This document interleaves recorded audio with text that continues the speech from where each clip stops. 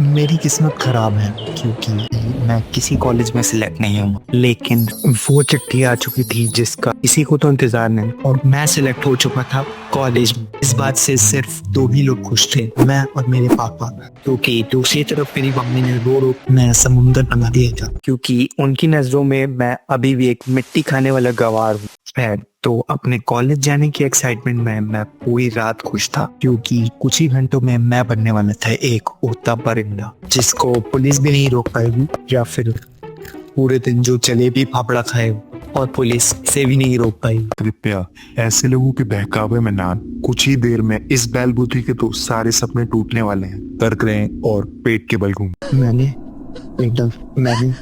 मैंने तेरा सारा सामान पैक कर दिया है, और वहां जाने के बाद रोज गुड मॉर्निंग के मैसेज भेजता रहेगी। और हाँ, तेरा सारा सामान उस कमरे में पड़ा। शताब्दी में 100 रातें बिताने के बाद हम फाइनली पहुंच चुके थे मेरे कॉलेज, जो कि फोटो से थोड़ा अलग लग रहा।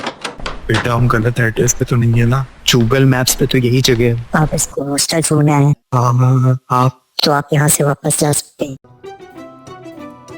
ये है तुम्हारा कमरा, और वो चीटिंग मेरा रूममेट। ये 24 में से 23 घंटे पीडब्ल्यू की सिलेक्शन वाली ऐड देख के सोच कि उनमें से इसका सिलेक्शन हो पाएगा कि नहीं। वैसे ये रहा मेरा रूम, जिसमें बेड के नाम पे 2 चटाई, एक उल्टी चलने वाली घड़ी, इसके अकॉर्डिंग हम टाइम में पीछे जा रहे हैं, और एक विंडो जिसका कोई यूज नहीं क्योंकि हम ग्राउंड फ्लोर पे रहते हैं। और इस पूरे कमरे का सबसे भयानक जगह, जहाँ आज तक 100 में से 101 लोग मारे जा चुके हैं, बाथरूम। पुराने जमाने के सारे डायनासोर्स इसके अंदर तुम्हें मिल जाएंगे, साथ में ये नल जिससे इतना ठंडा पानी आता है कि तुम्हारी आत्मा भी तुम्हें रोक लेगी। हर किसी की कोई चीज फेवरेट होती है, जैसे कान खुजाना, मेरी है नींद, लेकिन वो यहाँ पे नामुमकिन है क्योंकि बगल वाले कमरे में हर रात 2 गंवार बैठ के लाइव स्ट्रीम पे भूत जो बुलाते हैं। राजा आजा आजा राजा आजा आजा।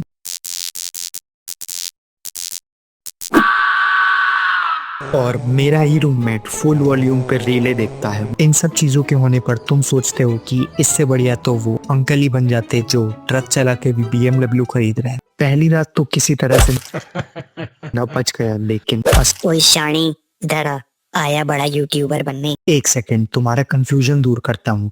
ये हैं नीलू और गोलू। ये इतने बड़े हैं कि इनका भतीजा भी इनके साथ सेम क्लास में पढ़ता है। भतीजे, कैसा जा रहा है आज का दिन?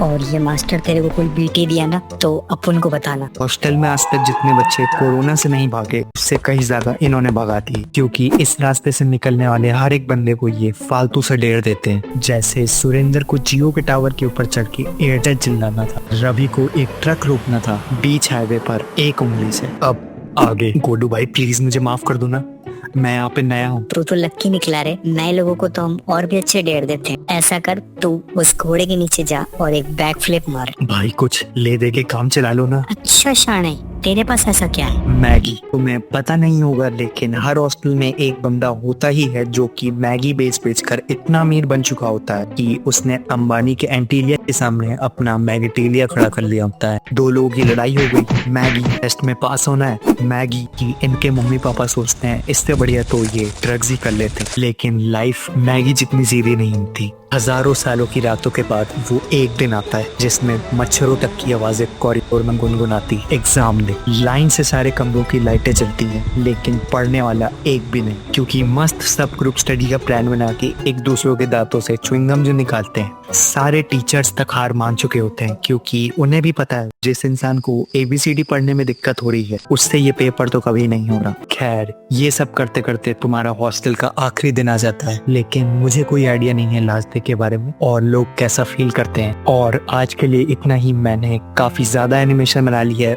इससे ज्यादा अगर मैंने एक फ्रेम और भी बनाया तो आई एम डेड। आज के लिए इतना ही, और बाय।